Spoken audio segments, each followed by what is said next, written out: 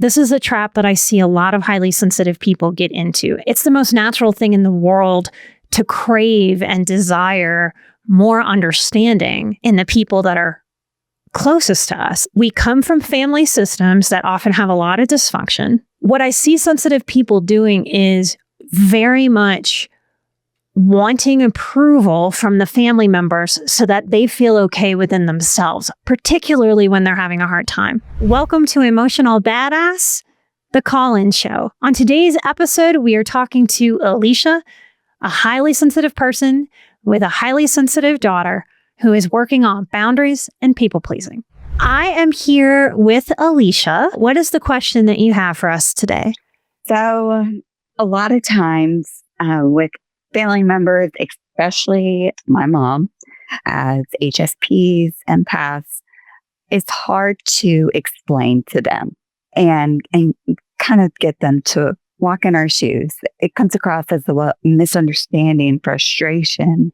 How can we help bridge that communication gap with my mom? I constantly feel like her feelings, I'm responsible for her feelings.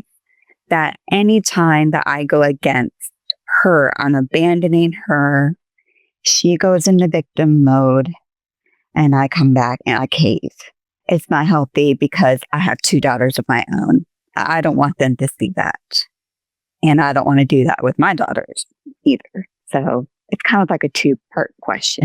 I think I've got you. So you're trying to figure out, how do I break these cycles? I didn't hear you use this word, but are you trying to figure out how to have boundaries emotionally so that you don't take on that intense reaction and emotionality of your mother? Yes. Okay. And the first part of your question is it more like, how do we get people to understand and empathize with us? Like, we're the people with big empathy as highly sensitive people. How do we get the people in our family systems to have more understanding about that? Yes. And that is not just me making up some, mumble jumble, thing that I made up. That this is an actual, that there are people out there in the world, and there's, small percentage of us, but that, and, having a daughter, I didn't realize I was an HSP until she was born, because she is also an HSP. And I saw all the things in her that, are in me. And I'm like, this is real. And I want to help her. Okay. So let me ask some what might be uncomfortable questions. Okay. Because this is a trap that I see a lot of highly sensitive people get into. And it's the most natural thing in the world to crave and desire more understanding in the people that are closest to us. So you're talking about your mother, your children's grandmother. Very natural, normal, a healthy desire to want her to have more understanding. Yes. But here's what I see very often. We come from family systems that often have a lot of dysfunction, which heightens our sensitivity. You're also proving my theory that we're also born with it. It doesn't all come from struggle. Yes. What I see sensitive people doing is very much wanting approval from the family members so that they feel okay within themselves, particularly when they're having a hard time.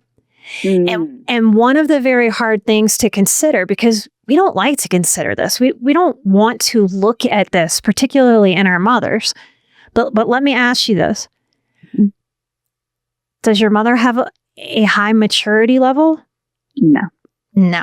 Okay, so a lot of people, for whatever reasons, their own struggles, can stay very stunted. It was a shocker to me to learn in my counseling program that while all the population that stays alive ages, not all of us mature. That was mind-blowing to me, because it made me for the first time sit back and look at my family system and go, oh my goodness, this is definitely part of what's going on. It's a very odd thing to be born an old soul in a family. Like, I was born an old soul to a very immature mother. Would you say that your mother has some low empathy traits? Yes. Yes. Okay. So this is in the realm of, we don't have to diagnose narcissism to other people, but as sensitive people, we can understand that it is our responsibility and sort of our right to be discerning about who we're trying to get support from. Mm. A low empathy, low maturity person is not very capable of support and not very capable of desiring to understand you. Mm-hmm.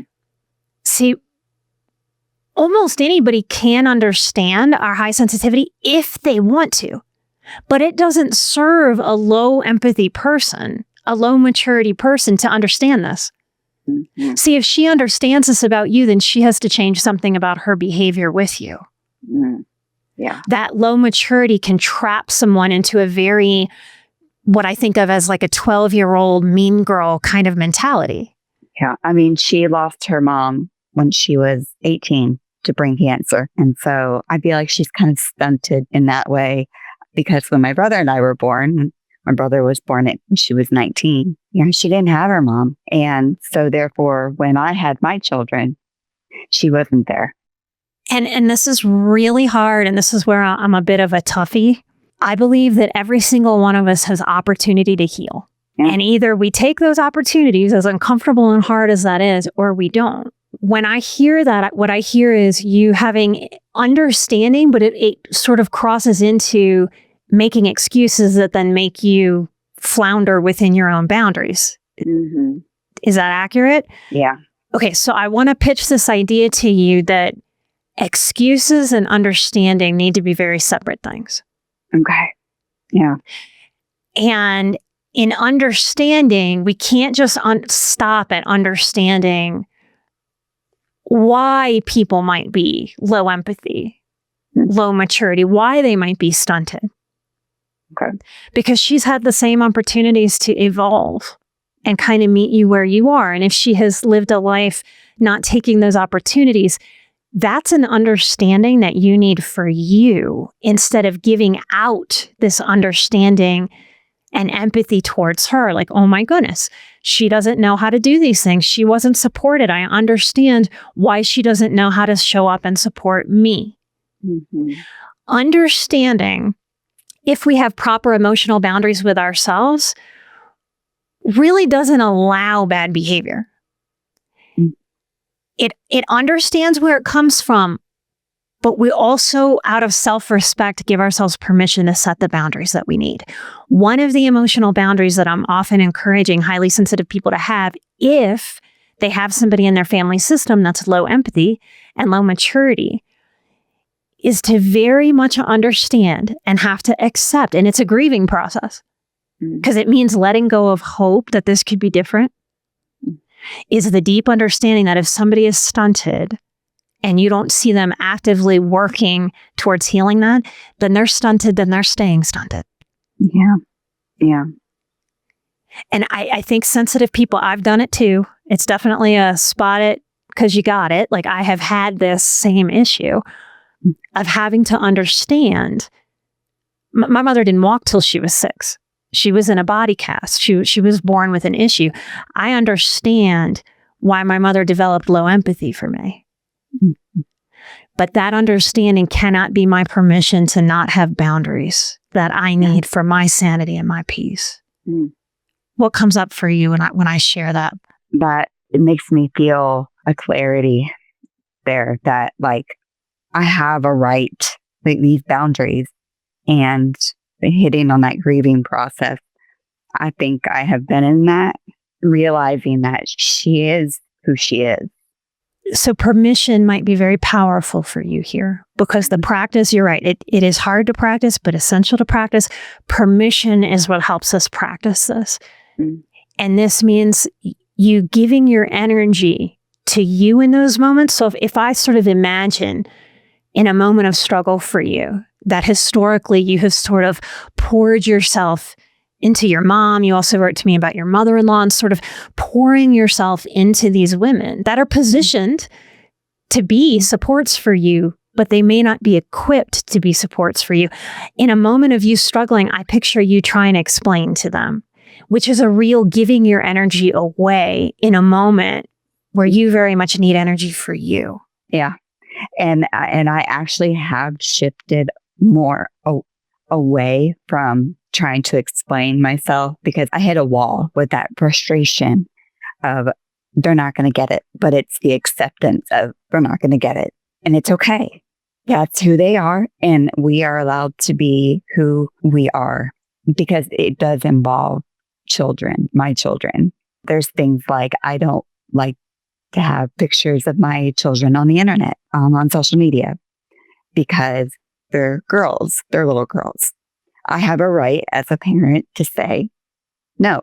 But as I have learned, once you give a little and you let somebody cross that boundary once, you teach people how to treat you.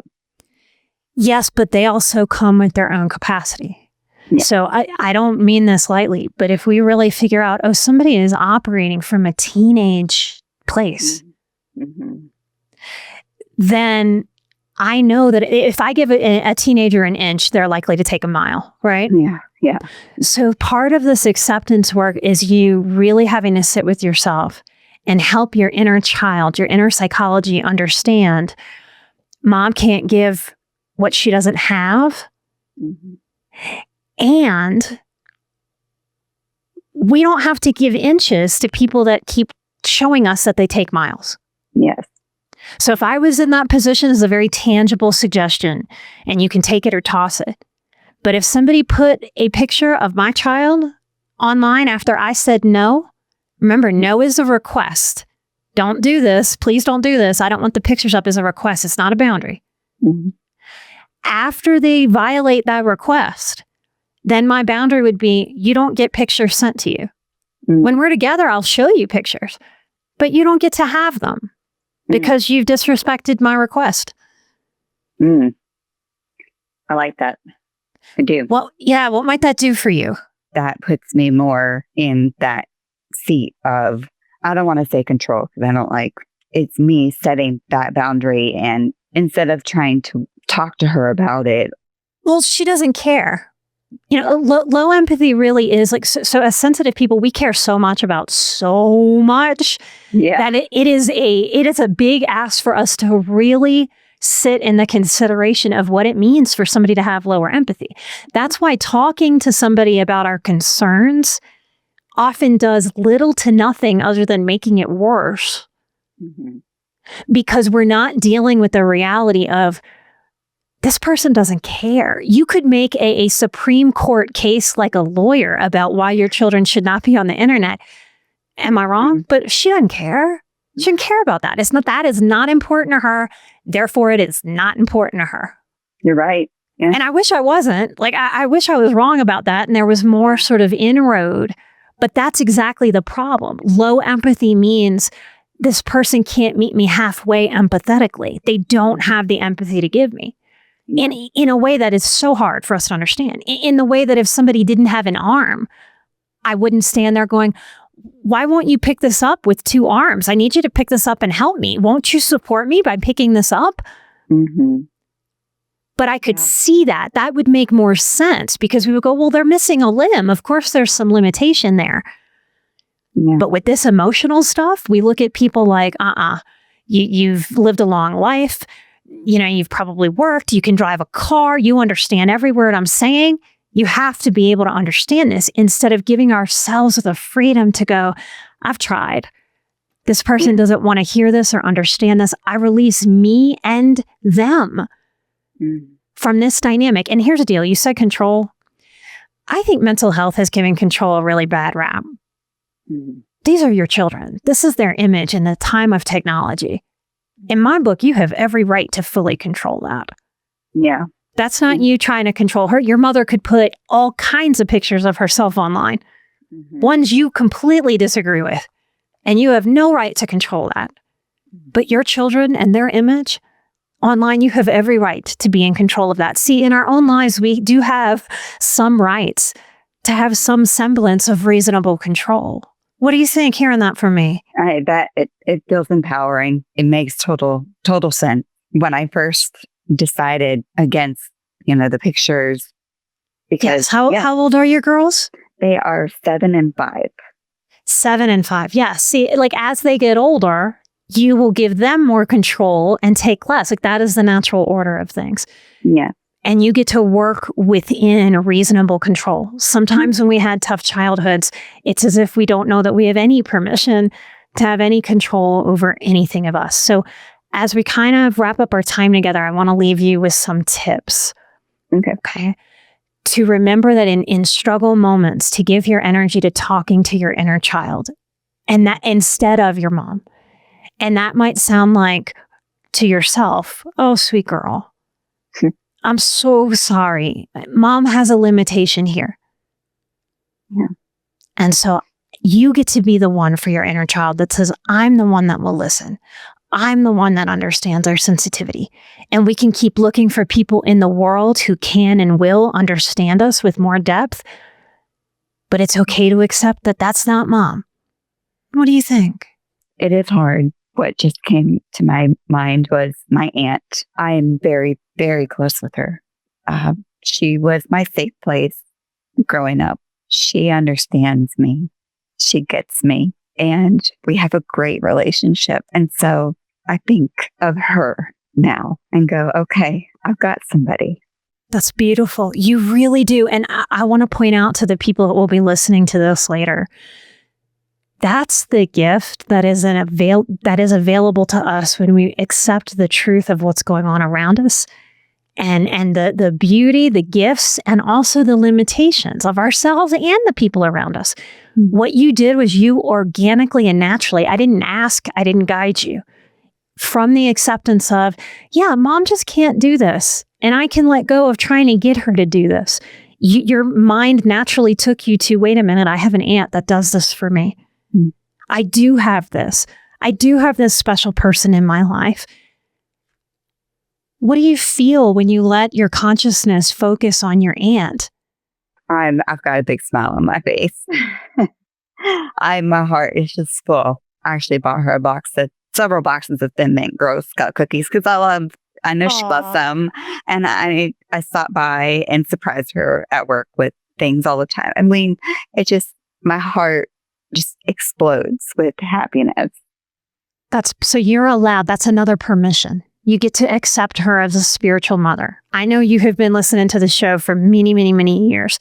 Yeah. So you've probably heard me talk about spiritual mother concepts. Mm-hmm. And when we let go of trying to make our own mothers give it to us, we get to see, oh my goodness, I really can get fed in this way other places. It's like if one restaurant is out of tacos and we want tacos, we can go to another restaurant and get tacos. Mm-hmm. We can do this in emotional ways too. That acceptance, as hard as it is, as heartbreaking as it is, it leads us to be able to sort of put down that struggle and look around to see what else is actually there and available for us. So many people, so many places, so many entities, so many books, so many healers out there will absolutely serve us the empathy we're looking for. Mm-hmm. It's okay to get fed other places. Absolutely. I agree. Yeah. So how was this for you today? I mean, first of all, it's a dream. I have a boost and I need to go back and look at my boundary course work but it's okay that the people that maybe we want and we hoped would be there. And it's not always blood. It's not always what we expect. And sometimes it comes from the most unexpected places. I feel much better. I'm so glad, Alicia. We are going to send you some meditations. So we're going to send you a follow-up email with couple little fun things for you. Okay. So much light and love. Your girls are so lucky. Remember, they don't need you ever to be perfect. They just need to see you growing and evolving. And that's going to give them so much permission to do the same in their lives. Thank you so much for being willing to love and grow yourself for you and for them. And thank you so much for this. Let's all send some gratitude to Alicia for opening herself up and asking a question that can help so many other people as well as herself. Let's send her a little light and love from our emotional badass community. If you are interested in submitting a question and being on the show with me, come to emotionalbadass.com/call to submit a question and see if you're right for Emotional Badass, the call-in edition. Until next time, I'm an emotional badass, Alicia is an emotional badass, and you out there listening, we are all emotional badasses on this journey, and we are where Moxie meets mindful. Light and love, and I will see you next time right here for a brand new episode. Light and love. Take care of yourselves and each other out there, y'all. Bye-bye.